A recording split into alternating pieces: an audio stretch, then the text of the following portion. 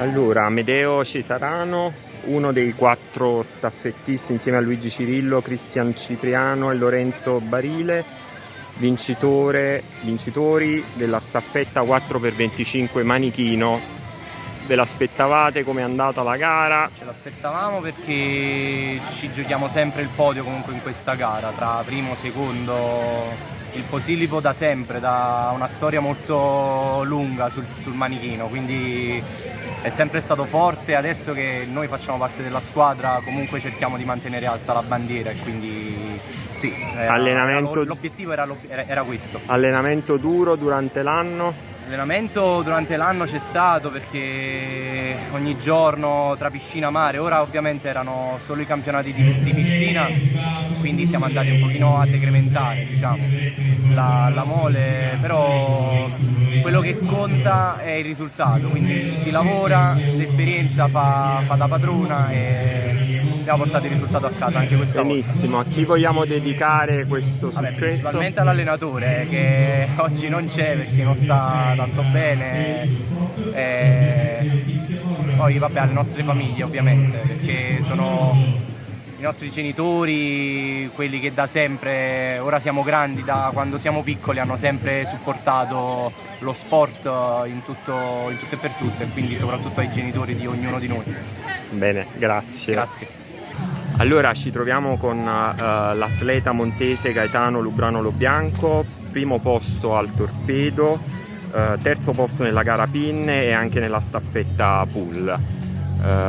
Possiamo dirci più che soddisfatti? Sì, siamo molto soddisfatti di Giampaolo, il mio allenatore, e ci stiamo allenando tanto e questo era un buon test prima dei campionati europei.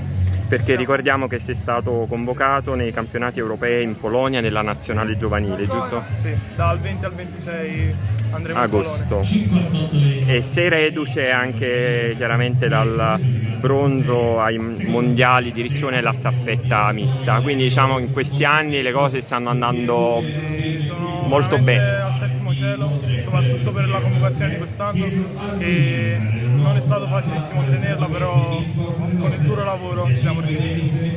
Va bene, grazie. Grazie. Allora ci troviamo a Chianciano con Giulia Caranante, allenatrice del playoff, insieme a Dario Furno, capo allenatore della stessa squadra.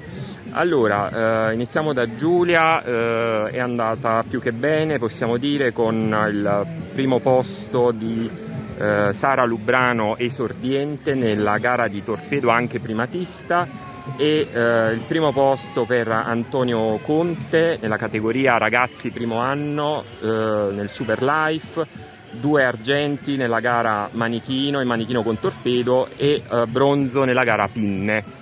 Allora possiamo dire che siamo più che soddisfatti, vero Giulia? Sì, sicuramente siamo soddisfatti perché sono un gruppo giovanile che sta crescendo tanto e già si sta togliendo molte soddisfazioni. Questi 2 ragazzi soprattutto spiccano nella squadra e siamo molto orgogliosi dei risultati che hanno ottenuto, soprattutto del record italiano in categoria. Di Sara Lubrano.